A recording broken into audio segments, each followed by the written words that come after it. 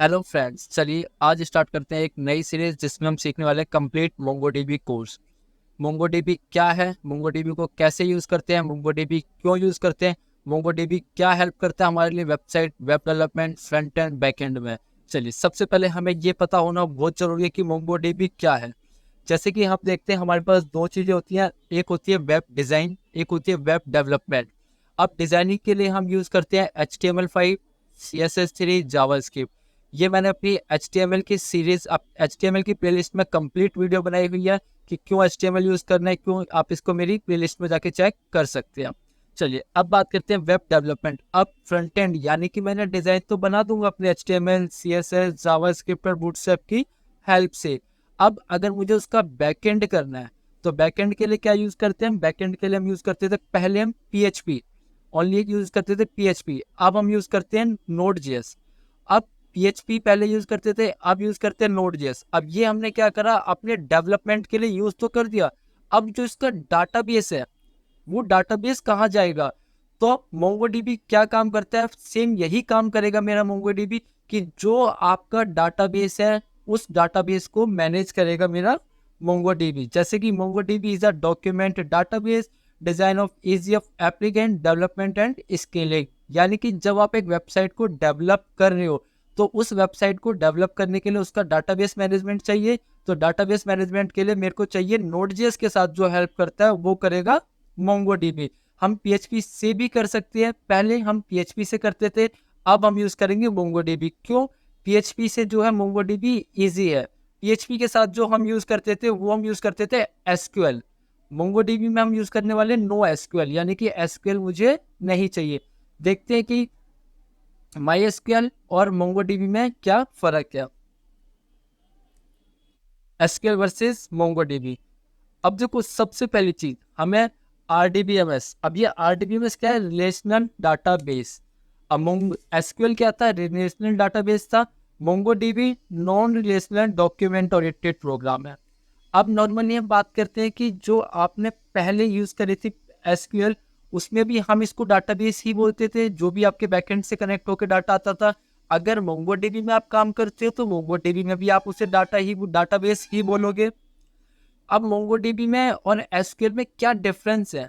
सबसे पहली चीज, जिसे आप पहले टेबल बोलते थे, यानी कि SQL में जो आपका डाटा आता था वो आता था टेबल में। हम कहते थे कि ये आपका एक टेबल है, आपका जो उसके अंदर डाटा लिखा हुआ है, हम बोलते थे टेबल में ये डाटा लिखा हुआ है, तो हम क्या बोलते थे, टेबल। MongoDB में क्या बोलेंगे उसे, MongoDB में बोलेंगे हम उसे कलेक्शन। SQL में जिसे हम कॉलम बोलते थे, जैसे कि जो आपके कॉलम होते हैं ना, फर्स्ट नेम दिया आपने, last name, email ID, mobile number, password, ये क्या होते हैं, हमारे कॉलम। तो SQL में हम इनको बोलते थे कॉलम। MongoDB में क्या बोलेंगे इनको, MongoDB में बोलेंगे हम इनको फील्ड। SQL में हम जिनको बोलते थे रो, MongoDB में बोलेंगे हम उनको डॉक्यूमेंट। SQL में जब भी हम ये अपना कोई डाटा क्रिएट करते थे या फिर डाटा आपके पास आता था, तो हम उसके लिए जब टेबल क्रिएट करते थे तो हम उसमें एक प्राइमरी की का ऑप्शन डालते थे, कि जैसी कोई भी अपनी अलग अलग यूजर्स की डिटेल्स आएगी तो उनकी अलग अलग की जनरेट होगी। MongoDB में ऐसा कुछ नहीं करना पड़ता, उसमें ऑटोमेटिकली अपने आप एक यूनिक आईडी जनरेट हो जाती है। SQL में हम यूज करते थे ज्वाइन, MongoDB में एम्बेडेड डॉक्यूमेंट।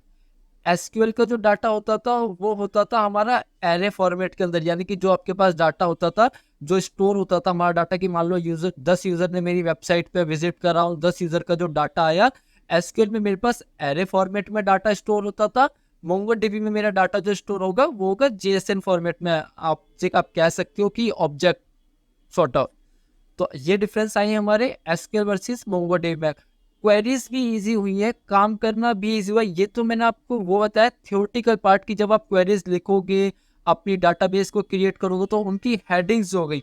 डाटाबेस सेम है, टेबल को कलेक्शन बोलेंगे, कॉलम को फील्ड बोलेंगे, रो को डॉक्यूमेंट बोलेंगे, प्राइमरी की इसमें ऑटो जनरेट हो जाती है, ज्वाइन की जगह एम्बेडेड, और एरे फॉर्मेट में JSON। अब इसका मैं आपको एक एग्जांपल दिखाता हूँ कि SQL में कैसा होता था डाटा और MongoDB के अंदर कैसा आएगा डाटा।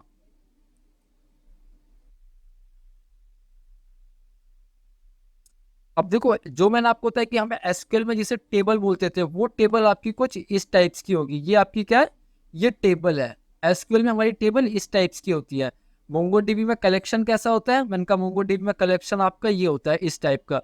देखते ही आपको समझ आ रहा है कि ये आपका जेएसएन फॉर्मेट का डाटा आ गया, तो इसको बोलते हैं हम कलेक्शन। अब जैसे कि मैंने आपको कॉलम के नेम बताए, जैसे कि मैंने बताया था कि उसमें हम उनको बोलते हैं, क्या कहते हैं, कॉलम, इनको बोलते हैं फील्ड।